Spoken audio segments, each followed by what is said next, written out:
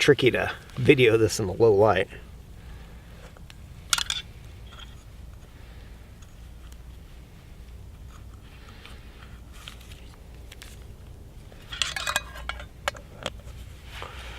Well, tonight I think I'm going to use a ferro rod and a little fire starter that I brought with me, some cotton, a little alcohol prep pad,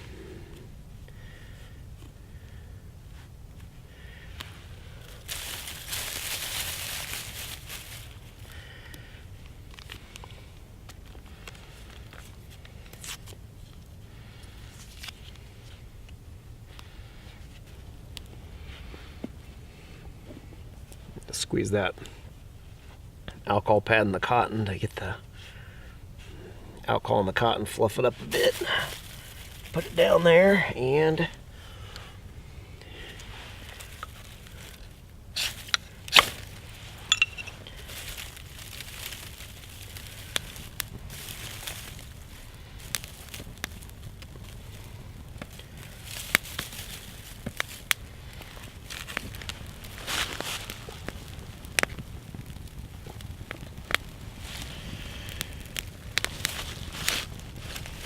well, I tell you, having some fire starter with you sure beats struggling to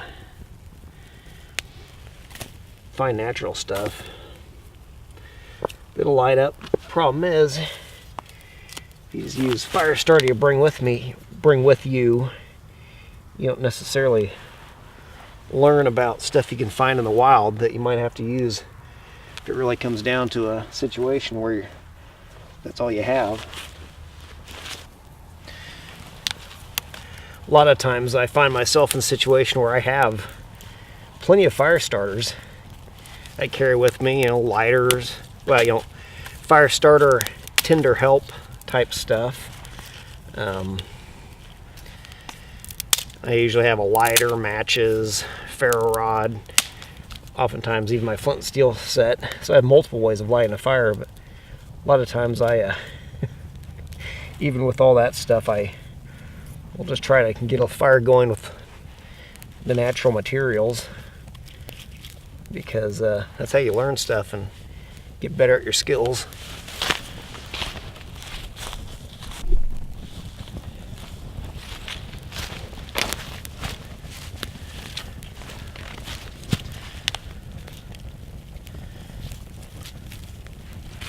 As of right now, there's pretty much no wind out here at all, but that's definitely supposed to change. I think the wind's supposed to kick up tonight around midnight and even blow up to about 20 miles per hour, and tomorrow I think it was saying it could even gust up to 30 miles per hour.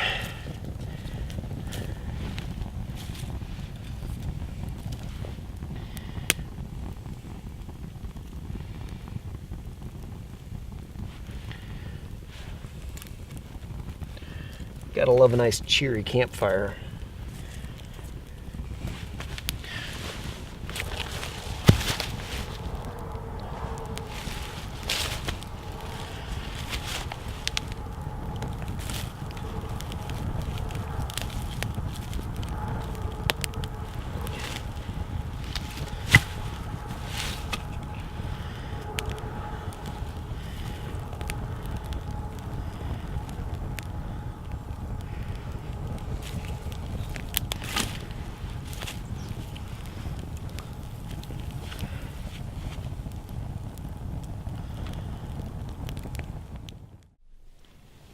Okay, well, I figured I'd just have a little fun by showing you what I'm eating tonight. I don't know if I'll show you while I'm eating, because I don't know if anybody really cares to watch me eat, but tonight we have MRE menu number 2, beef shredded in barbecue sauce.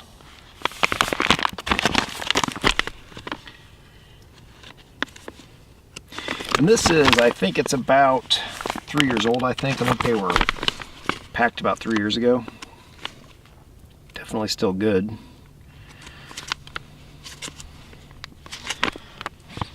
If I can get that seal open. Yeah, it's wanting to peel. Some of these peel better than others. There we go. All right. So inside here, we have the bag to make a hot beverage. We have tortillas, plain. Here is the FRH, flameless ration heater.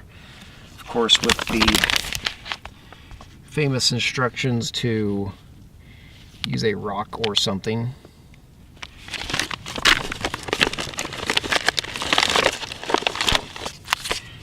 Here's our main, I believe. Yes, here is the shredded beef in barbecue sauce. I don't know if that's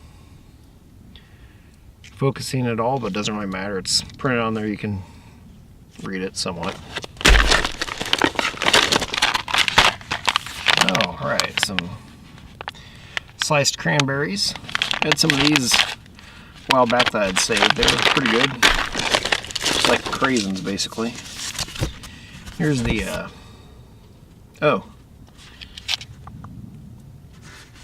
here we have some black beans and sauce or something. Now it's kind of hard to read that. And of course, this thing is might not really focus. Here is the just a little cardboard sleeve that you put the main entree in when you heat it up. It has the ingredients for the beef and the black beans. The MRE spoon, and for disposable throwaway spoons, these are pretty darn good. You can definitely wash them or use them if you feel like it. Here's the accessory pack. It has some barbecue sauce in it. Barbecue sauce. Some coffee instant type 3 freeze dried. You gotta love the names for this stuff. Some toilet paper in here. Has salt in it, I'm sure of, because they always have salt. A little wet nap. Some creamer. It looks like some Splenda for the coffee. And we have some tropical punch flavored, no fruit juice, just basically some Kool-Aid. And good, some jalapeno cheese spread, or cheese spread with jalapenos. This is one of the better ones. The bacon one's good too. But anyway, that's the meal for tonight. Looks like what they really, kind of the intent with this meal is to heat up your black beans and your shredded beef and put some of that on a tortilla with some of that barbecue sauce and some of this jalapeno cheese spread, which it's almost like half barbecue, half kind of a Mexican sort of meal. But hey, that sounds good to me. But anyway, I will get this thing heated up. Oh yeah, this is a tip that kind of goes without saying, but you know, these MREs do have these flameless ration heaters, and more often than not they work pretty well. If it's like really cold outside when you're trying to use one of these, you have to make sure you really bundle up and insulate your food, otherwise all the heat's just going to escape and not eat your food up. But another great way to heat up these pouches is to just boil a pot of water and just drop them in there and let that hot water heat them up. But anyway, we'll get to heating up supper. Oh yeah, and I forgot. Well, tonight I have a special treat for dessert, all the way from Russia. I have this, apparently it is a kind of a gingerbread cake, or a ginger cake, but my wife got this in a pack of snacks and foods from Russia. She gave it to me so I could bring it out on one of these little adventures here. Oh yeah, here we go. Gingerbread cake with baked milk and honey flavored filling. Notice there's more than one of these snacks that we got in that box that had something that was referred to as baked milk. I don't know if that's just kind of a Russian thing or if it's kind of a translation thing. But anyway, looking forward to trying this out. Sounds pretty good. Well, I figured why not show you how to play with these MREs, in case you're wondering. There are all sorts of great MRE review videos on YouTube, a lot of which are actually fairly entertaining to watch. Steve 1989, I believe. I have to put a link to his channel down in the description, but he makes some really great MRE review videos, and he tracks down some really rare and old MRE or military meal type foods, and he opens them up and shows what they have in them, and if stuff is even remotely edible, he'll usually eat at least some of it. And we're talking about stuff from like even going back to like World War II. I mean, we're talking like some serious old food. Even older than that, I've seen some things he ate. But anyway, you tear the top off. It has this little heat pack in there.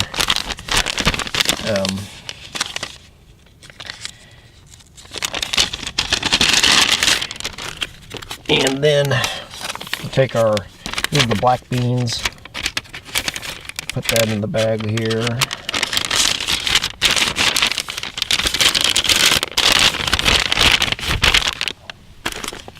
Here is the shredded beef.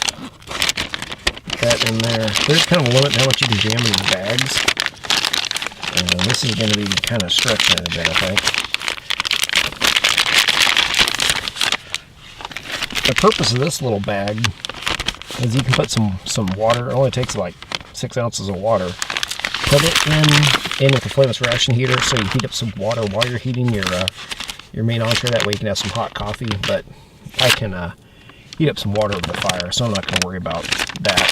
I've done it before. It works pretty well. I mean, it's not, close to boiling hot or anything, but it definitely will heat it up where it's warm enough to enjoy it. Get it down a little better. But it does not take very much water. It only takes maybe a couple ounces at best. So we'll carefully pour just a little bit of water in here up to that fill line.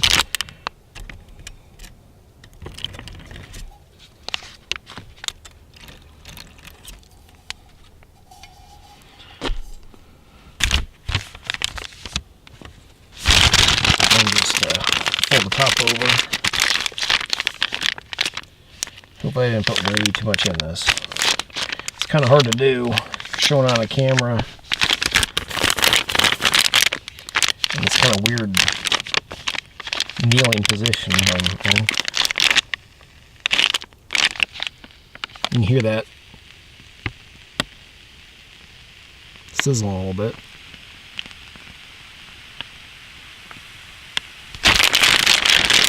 Getting warm. It's also steams up a little bit. It's puffing up. That's good. It means that FRH is working.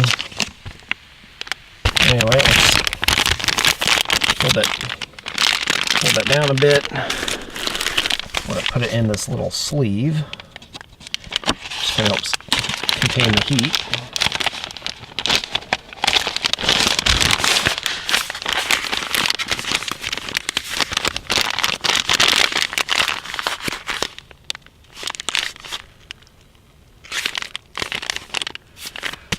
Yeah, it's getting warm down at the bottom anyway. One thing I pretty much always do is try to wrap this up in something to insulate it, so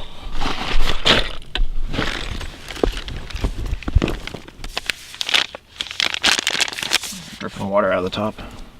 Just gonna wrap this up in my sweatshirt. And now, just gonna lean it up against a rock or something.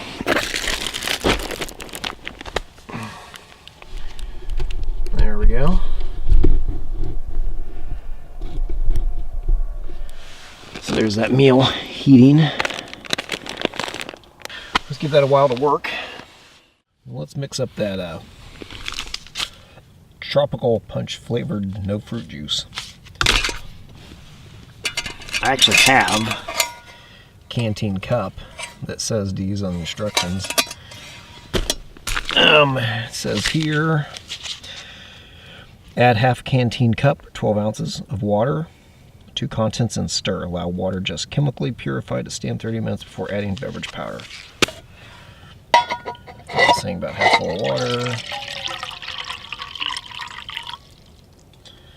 Maybe a little more.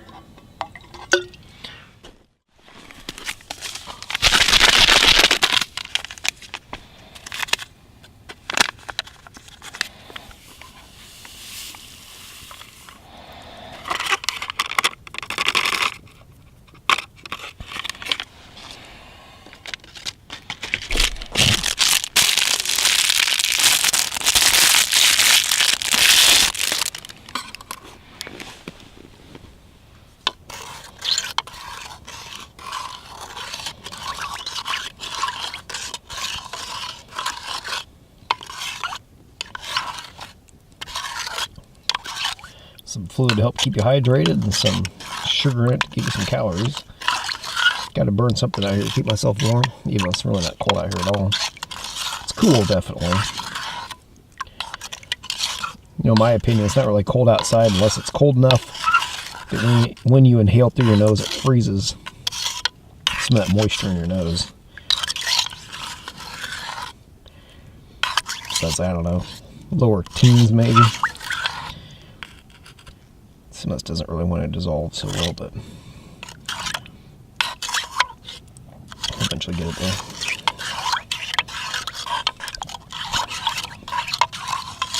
There's like some tropical punch with some,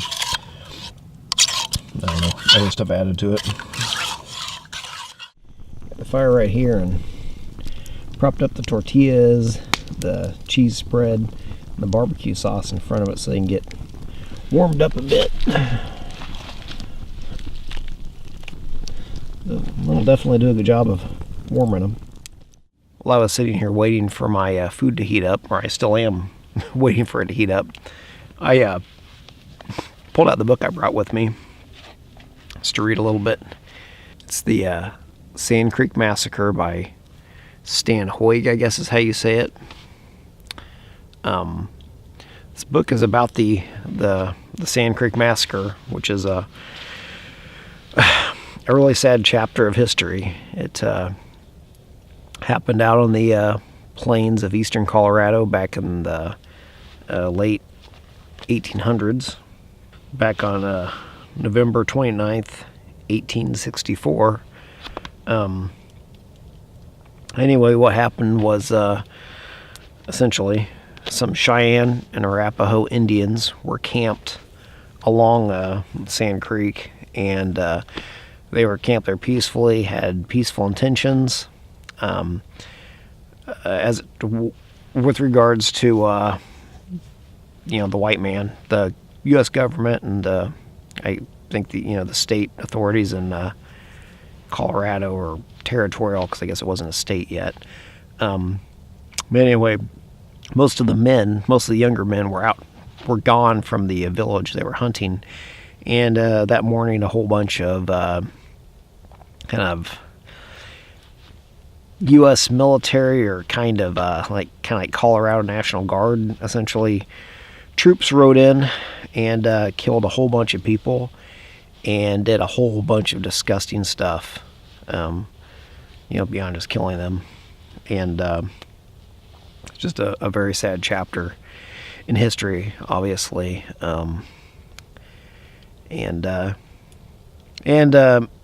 Out in Colorado, there's a mountain called Mount Evans. It's a 14,000 foot peak that's not too far away from Denver. You can see it from Denver. It's named after the first territorial governor of Colorado, I think. Can't remember his first name, but his last name was Evans. Well, yeah, he had something to do with this Sand Creek Massacre thing, so just remember that. I would say Kit Carson Peak is not the only 14er in Colorado that has what I would consider maybe a somewhat controversial naming choice. But anyway, about 9 years ago or so, when I was working out in far southwestern Kansas. I hadn't been out there very long, only about probably less than a month, but I had some time one weekend, and I drove out to the Sand Creek Massacre site. It's kind of a national historic area or something like that. It's taken care of by the U.S. Parks Service, I believe. And I went down, and I just I wanted to kind of visit the site, and I guess essentially just kind of pay my respects, because it's a very sad place where something very sad happened, and it was a special place to go visit. I actually made a little video of sorts about it a long time ago. You know, the camera I used was not very good, and my video editing skills back then and the resources I had for that were more limited than they are now. But I actually made a video of it, and I'll have to put a link to it in this video in case you're interested. Just kind of see the area where it happened. But anyway, while I was out there, I was talking to a couple of Park Service employees that work at the, I don't know if I want to call it a visitor center, but there's a building there. You can go in there and ask them questions and stuff. But one of them, he suggested that this book was really the best source of information on what happened out there. I guess my first real source of information on the Sand Creek Massacre was the book Bury My Heart at Wounded Knee, which is an interesting book to read. It's definitely written from kind of more of a Native American bias, which is okay. It's just I don't think it's it's definitely not a very unbiased source of historical information, though. But I wouldn't say don't read it. Go ahead and read it. But anyway, that was my first introduction to what happened out there. But anyway, that's what I brought to read tonight. It's not exactly happy, cheery reading by any stretch of the imagination, but it's kind of interesting to read about some of the Native Americans who used to live out in nature, more closely related to nature than we do now. I wouldn't necessarily say that they were always camping, as we would say. I mean, they lived out there. They had their villages, and it was day-to-day life, but they definitely lived closer to nature than we do now. I had something kind of interesting happen within the last year. It was close to a year ago now, but I had for years thought that I've been told that I was part Native American. That not that it was a big percentage of my ancestry, but that I definitely had some Indian blood in me, and that it was a tribe out in the area of Illinois. And my dad couldn't remember the name of the tribe, but he said it was a very short name. But anyway, so I've gone through most of my life believing that I was part Native American, close to better part of 40 years now. And anyway, last year at Christmas, one of my aunts, one of my dad's older sisters, she'd been doing some genealogical research, and she found out that actually that whole thing about us being Native American wasn't the case at all. There was some sort of a mistake with some sort of records at some point in time where somebody read something a certain way and kind of got confused, I guess, thinking that it meant that we were part Indian, and I guess we aren't at all. Turns out I'm more German than we didn't realize that there was any German ancestry on my dad's side, which apparently there's a fair bit of it. So I'm even more German than I originally thought. But as it turns out, I'm not Native American at all. And which I don't know.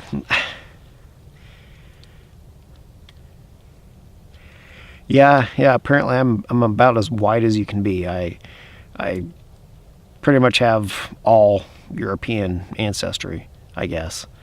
So I went from kind of thinking that I sort of had a bit of a blood connection kind of to this land here in North America, and I guess that isn't the case. Although apparently I've had ancestors here in the what is now the United States for quite a while, even going back I think to like the 1600s. So it's I definitely have some deep ancestral roots here in America, but not Native American. So that's kind of been something to kind of process and just kind of adjust. I don't know, just kind of adjust my feelings about.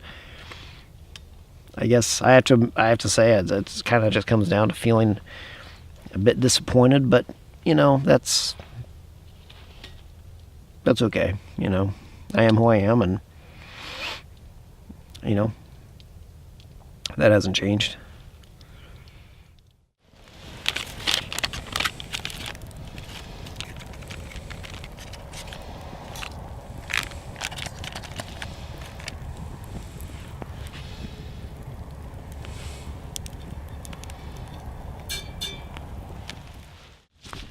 Well, I think these 2 pouches just proved to be a bit too much for that flameless ration heater, so I think I'm just gonna break down and prop them up against the front of the fire and heat them that way. I mean, they're kind of half heated, but I'd rather have them heated all the way through. And with these MRAs, you don't have to heat them necessarily. You can just eat everything cold. It's all ready to eat food, so.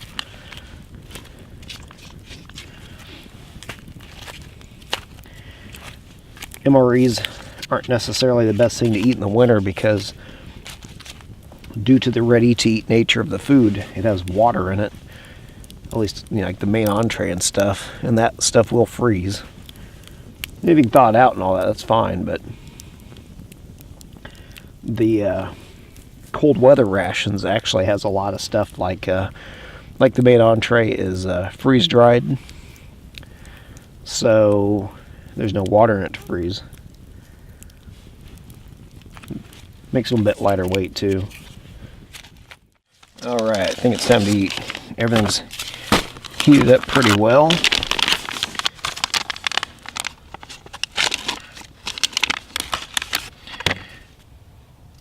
Little oxygen absorption thing. 2 tortillas here. Back in there.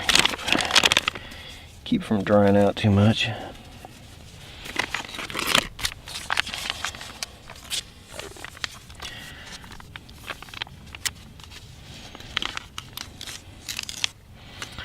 Tear this open. I need something to lean it up against. There we go.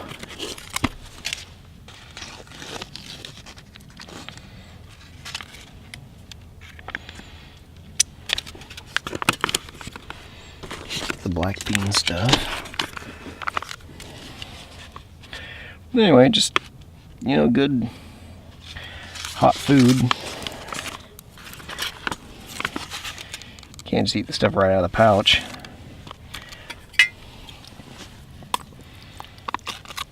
There's chunks of beef in there.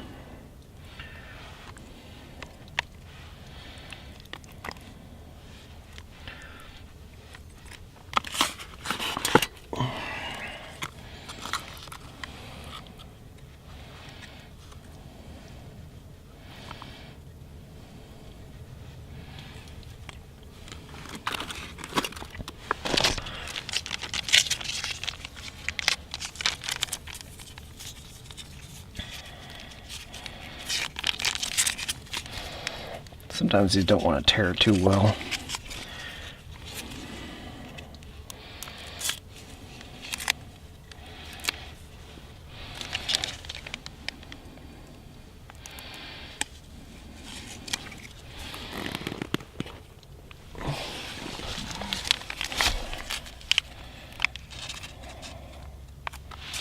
barbecue sauce. I don't know what well it goes on there, but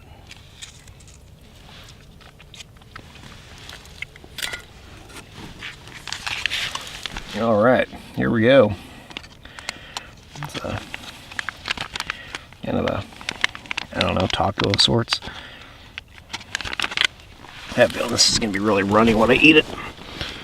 But anyway, I'm just going to enjoy my my supper here, and I think my water in my steel bottle over there is warm enough I can mix up that coffee. But anyway,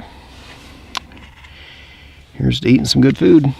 Well, good meal ready to eat food anyway. Well, now I'm going to try my Russian treat here.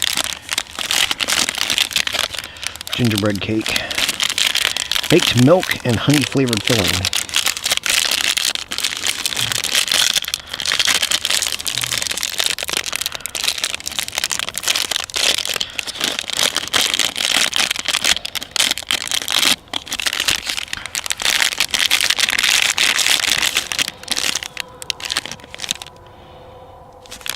Smells good.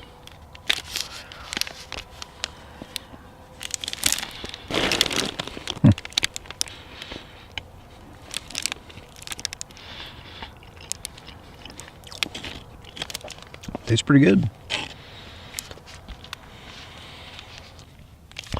It's pretty good. It's not overly sweet, like a lot of American dessert items, which just seem to be loaded with sugar. But very good.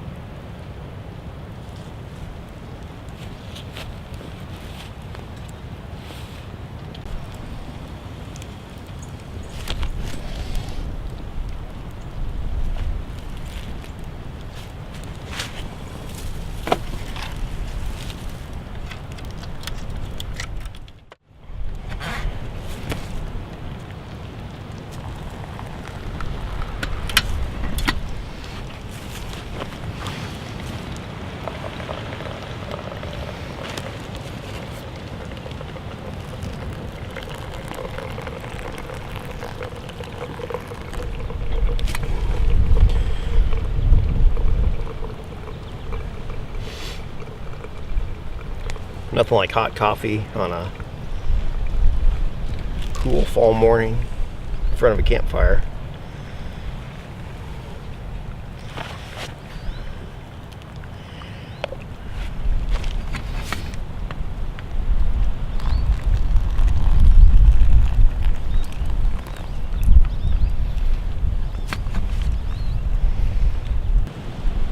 Now for breakfast this morning, I'm going to fry up some bacon.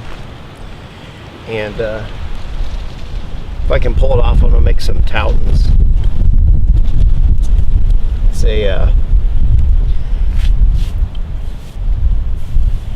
a little food from Newfoundland, Canada, that I just heard about yesterday.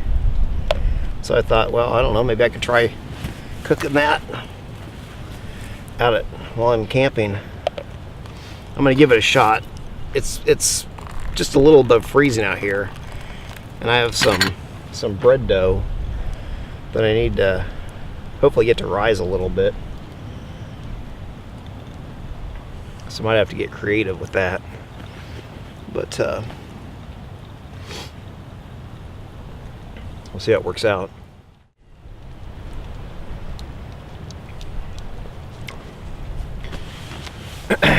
Just waiting for this fire to burn down a bit so I can get a little bit better bed of coals going so I can start cooking my food. You know, last night while I was sleeping, I had an interesting dream. In the dream, I ran across an old one of the assistant scoutmasters in my Boy Scout troop. His name was Gary Conrad, and I don't know. In the dream, I just was somewhere and happened across him.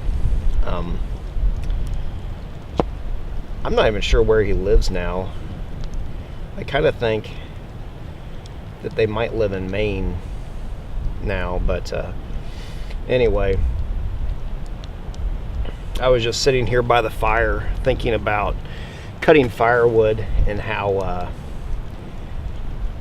Gary had one of those big crosscut saws, which you could use it either one or two people could use it. It had a little handle that you could either kind of screw it down and mount it onto the blade, either back by where the main handle was, if just one person was using it, or you could take it off and mount it on the opposite side of the saw.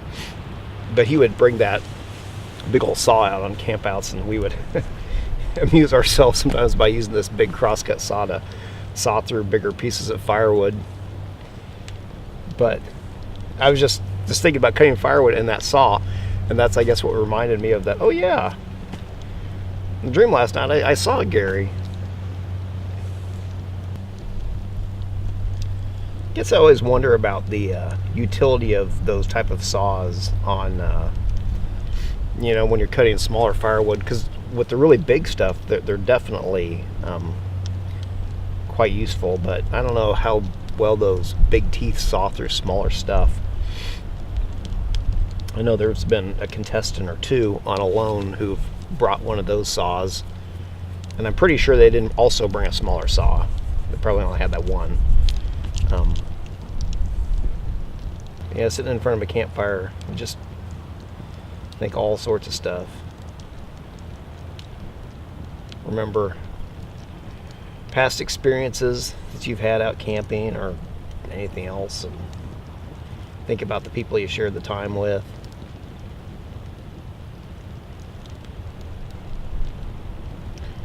And now, more often than not, when I go out, I'm by myself and I'm not sharing it with anybody other than the stuff I do on video and put up on YouTube. But it's just good to be able to get out. Can't really believe that I went for a good number of years without really camping at all. Of course, back then I lived out further west where there just were not very many spots for camping, really.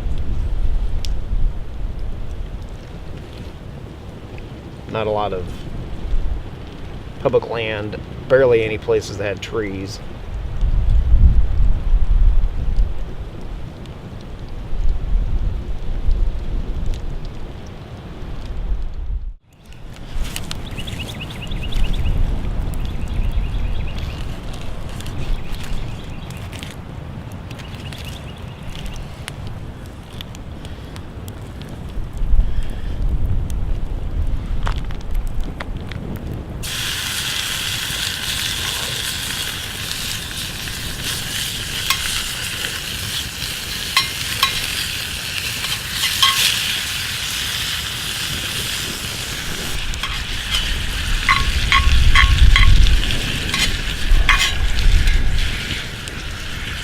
Kind of nice if the wind would just pick one direction and stay with it. Getting smoke blowing in my eyes over and over again.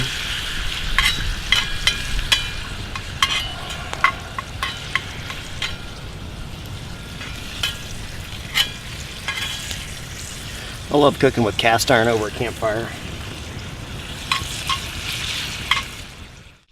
Well, I have my, this is actually this frozen roll dough that I brought for those toutons. And just kind of propped them up in front of the fire where it's warm so they could start rising. And they did a pretty good job, so far so good in that regard.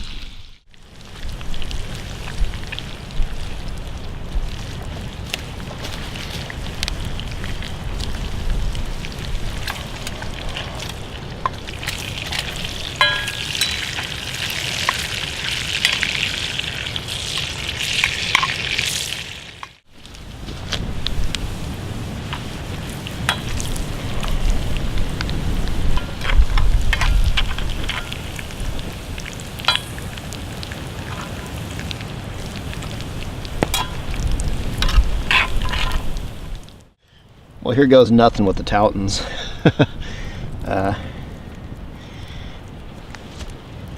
We'll see how this works.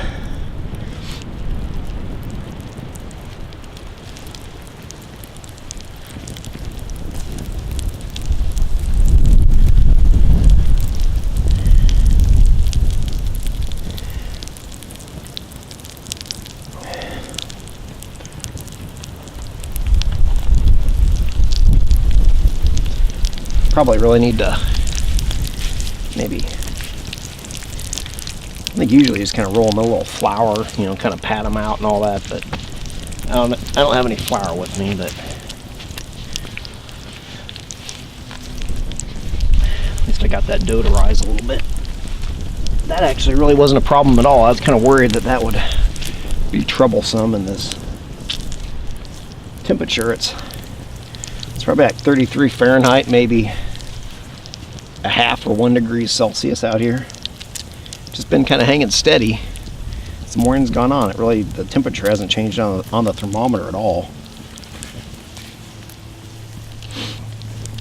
Yeah, the toutons apparently are really just bread dough that you fry in some, I think pork fat is pretty traditional, but I guess just a little bit of butter or other oil is also used.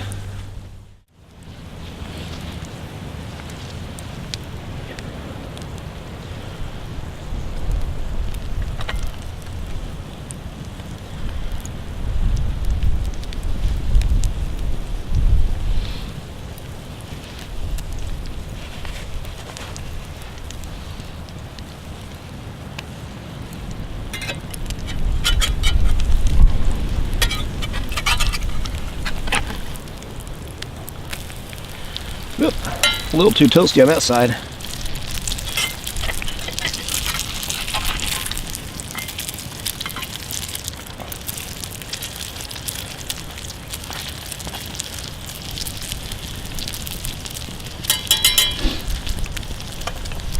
Oh well, this is my first shot ever making these. Let alone over a campfire. Oh, that's too bad though. I was gonna bring some maple syrup to put on these, but I forgot it.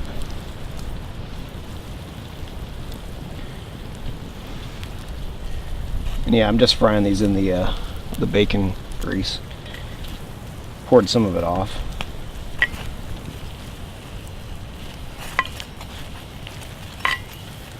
Well, pretty golden brown on that side.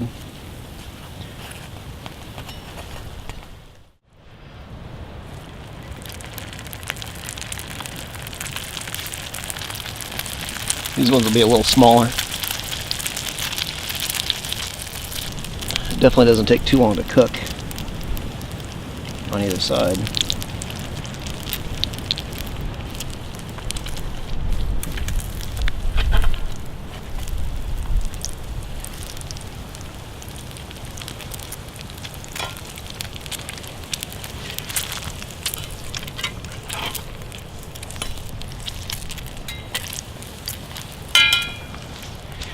Man, those look just delicious.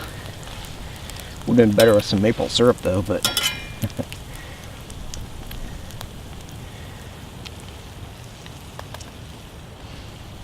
I have bacon to go with them.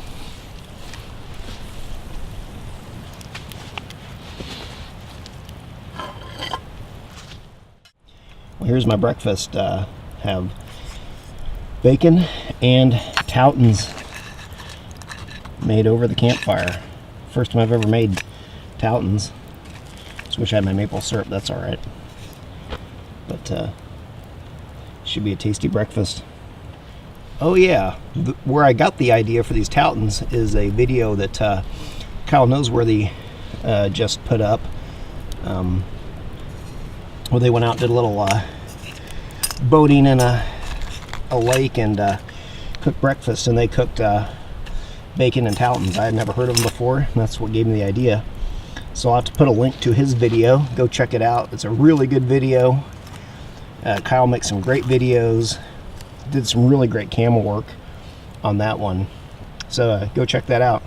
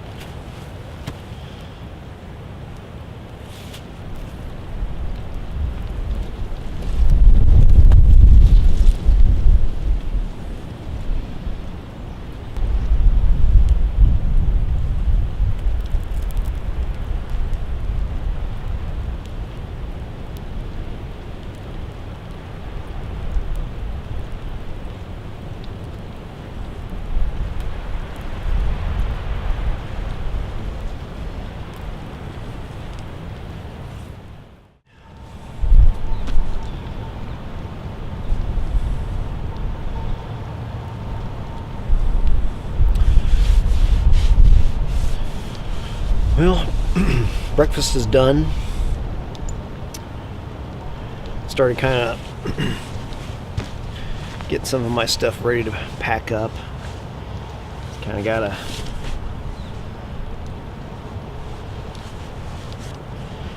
just drinking coffee in front of the campfire.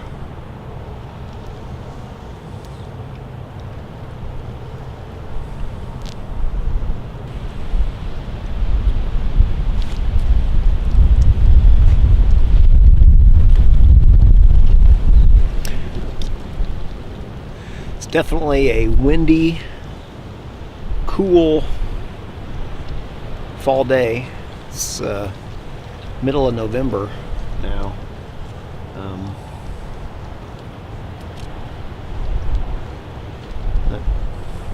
Good day to be out, good day to be sitting in front of a campfire, drinking some coffee, definitely. Hopefully you've enjoyed the video. If you did, hit the like button. Subscribe to my channel if you want to see more, and share this video with anybody that might be interested in watching it. This is Gareth from Mountaincoffee Outdoors. I will see you next time.